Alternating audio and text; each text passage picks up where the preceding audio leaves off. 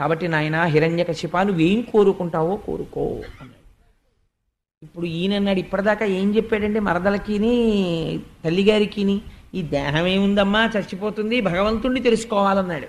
ఇప్పుడు చతుర్ముఖ బ్రహ్మగారు కనబడితే అన్నాడు, గాలిన్ కుంభిని అగ్ని అంబుగల ఆకాశస్థలిన్ దిక్కులన్ రేలన్ ఘస్రములం తమప్రబల భూరిగ్రాహ వ్యాళాదిత్య రక్షో మృగ సమస్త్రాస్త్ర శస్త్రాళిన్ మృత్యువు లేని జీవనములోకాధీశ ఇప్పించవే అన్నాడు.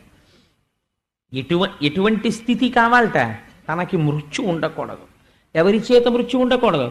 గాలిన్ కుంభిని అగ్ని అంబువుల ఆకాశస్థలిన్ దిక్కులన్ రేలన్ ఘస్రములన్ తమప్రబల భూరిగ్రాహ రక్షో మృగ వ్యాళాదిత్య నరాది జంతు కలహవ్యాప్తిన్ సమస్త్రాస్త్ర శస్త్రాళిన్ మృత్యువు లేని జీవనములోకాధీశ ఇప్పించవే. గాలి చేత చచ్చిపోకూడదు, ఏ దిక్కు నుంచి వస్తున్న ప్రాణి చేత చచ్చిపోకూడదు, పైన చచ్చిపోకూడదు, కింద చచ్చిపోకూడదు, ఆకాశంలో చచ్చిపోకూడదు, భూమి మీద చచ్చిపోకూడదు, ఇంట్లో చచ్చిపోకూడదు, బయట చచ్చిపోకూడదు, ప్రాణం ఉన్న వాటితో చచ్చిపోకూడదు, ప్రాణం లేని వాటితో చచ్చిపోకూడదు, మృగముల చేత, పక్షుల చేత, యక్షుల చేత, గంధర్వుల చేత, కిన్నెరుల చేత, లేదా దేవతల చేత, అస్త్రముల చేత, శస్త్రముల చేత, మృగముల చేత, వీటి వేటి చేత, పగలు కాని రాత్రి కాని వీటి వేటి చేత మరణము లేనటువంటి స్థితిని నాకు కటాక్షించు. చతుర్ముఖ బ్రహ్మగారు ఆశ్చర్యపోయారు. ఎప్పుడు రాశావురా ఈ పద్యం నువ్వు అని అడగాలి. ఎలా రాశావురా అసలు అంటే, ఇలా కాకుండా మృత్యు ఎలా వస్తుంది అసలు? మరి ఎట్నుంచి రాకూడదు.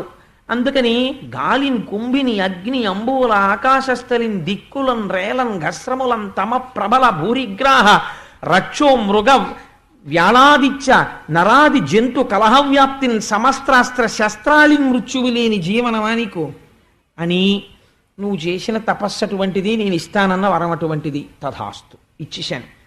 కానీ ఒక్క మాట చెప్పాలనిపిస్తోందిరే, నువ్వు ఇంత వరం, ఇంత తపస్సు చేసి ఈ వరం పొందావు.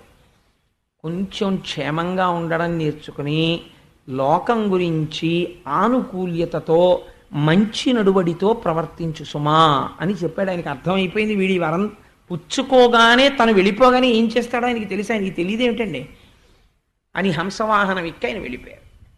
వెళ్ళిపోగానే వీడు రాజధానికి వెళ్ళాడు. వెళ్ళి అందరినీ పిలిచాడు. ఒరే వరాలు పుచ్చుకుని వచ్చేసాను, ఇప్పుడు మనం ఏం చేయాలో తెలుసా? విష్ణు అన్నవాడు ఎక్కడున్నా పట్టుకోవాలి, పట్టుకుని సంహారం చెయ్యాలి. పైగా ఇంద్రుణ్ణి రాజ్యభ్రష్టుణ్ణి చెయ్యాలి, మన రాజ్యాల్ని పొందాలి, త్రైలోక్యాధిపత్యాన్ని పొందాలి.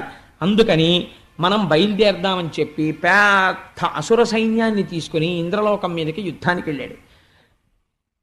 అక్కడ ఇంద్రుడి